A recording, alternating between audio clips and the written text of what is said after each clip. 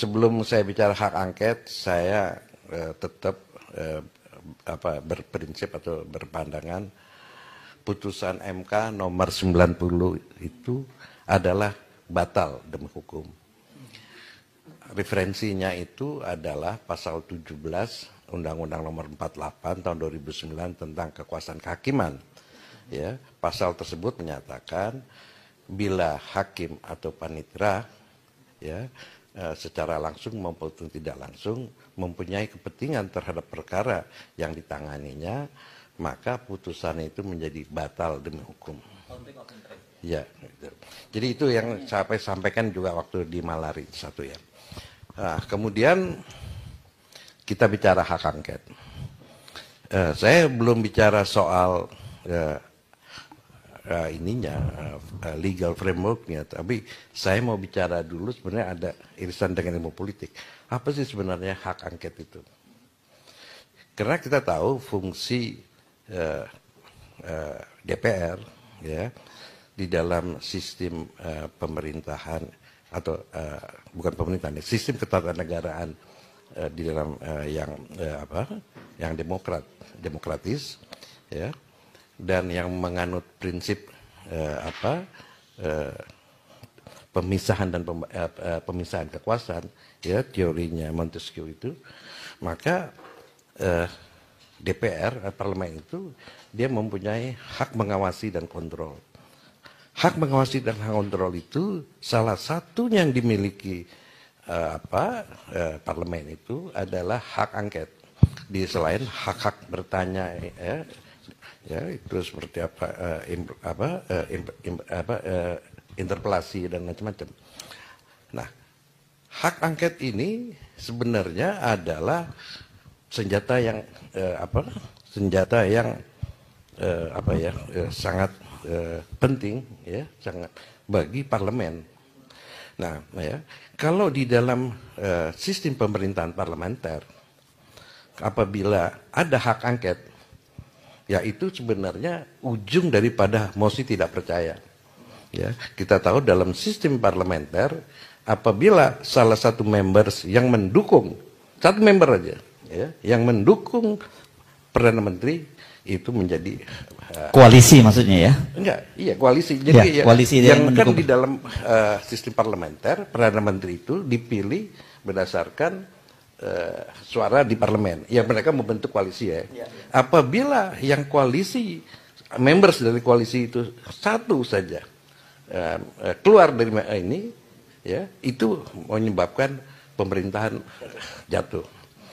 Jadi hak angket itu adalah suatu hak ya yang sangat penting untuk menyelidiki apakah eksekutif, apakah baik itu presidensial atau perdana menteri sudah melaksanakan undang-undang, konstitusi, kewajiban, tugas dan kewajibannya sesuai dengan ini, ya kan? Kalau dia tidak sudah menyatakan berdasarkan penyidikan ya, investigasi ya, itu terbukti ya pemerintah melanggar itu bisa macam-macam sanksinya, bisa menegur, merubah, dan termasuk kalau di dalam sistem presidensial itu memberhentikan pemakzulan. Nah, yang penting di dalam proses hak angket itu dia seperti penyidik ya, aparat hukum biasa ya. Penyidik, apa sih penyidikan? Penyidikan itu adalah serangkaian untuk menemukan dan mengumpulkan bukti bahwa dengan bukti itu siapa yang melanggar undang-undang itu. Jadi seperti saya kira sama saja dengan polisi, jaksa dan KPK ya kan, untuk memeriksa ya. Dan menurut tata tertib, dia agak sedikit melompat sedikit. Menurut tata tertib yang dilakukan DPR, anggota DPR atau tim angket itu, panitia angket itu bisa memanggil siapapun, termasuk presiden, tentu dengan ada prosedurnya dan ada sanksinya kalau tidak ini kan ya, sanksi pidana, bahkan bukan pidana dalam arti dia bisa dikurung, dipanggil sudah patut ya 2 kali 3 kali itu bisa dengan upaya paksa dan bisa dikurung ya menurut tata tertib yang dilakukan DPR. Nah, di dalam penyidikan itu tentu akan semua pihak yang dipanggil itu ya akan diperiksa, diminta bukti-bukti dan dasar-dasarnya itu, ya kan? Nah, dalam pemeriksaan itu ini menurut tata tertib DPR bisa terbuka dan tertutup. Ya, kalau memang si yang terperiksanya diminta bahwa ini menyangkut rahasia, ya kan? Itu bisa pemeriksaan itu tapi pada prinsipnya pemeriksaan angket itu adalah terbuka untuk umum. Itu menurut tata tertib yang diinginkan DPR.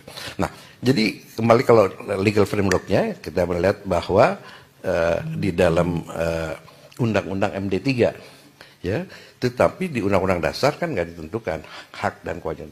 Tapi itu secara terperinci diatur di dalam MD3 dan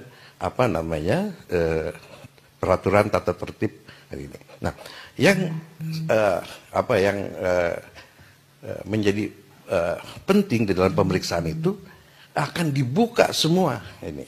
Nah, misalnya dalam konteks KPU ini, apa yang diinginkan oleh Pak Jaswara itu, ya sekarang kan lagi berdebat nih, mau apakah ada digital forensik atau tidak, ya itu kan orang yang terperiksa, misalnya KPU dipanggil seluruh jajarannya lengkap nih, misalnya kayak Ibu Husnul dulu pernah diangkat nggak dipanggil? Nggak pernah ya. Jadi semua komisioner itu dipanggil dunia. Bisa ditanya ini gimana dan seterusnya, ya kan? Ya, termasuk coba buktikan ini digital forensiknya. Nah ini bisa ini, itu ini kita ingat waktu hak angketnya Bank Senturi. Waduh, itu Ibu Sri Mulyani sampai pegang ini tasbih gitu kan. Wah, dia ya kan pegang tasbih terus kan. Ya kan? Dan begitulah kekhawatiran itu bisa dibuka semuanya. Ya kan? Nah, itu. Saya kira ini menjadi penting ya.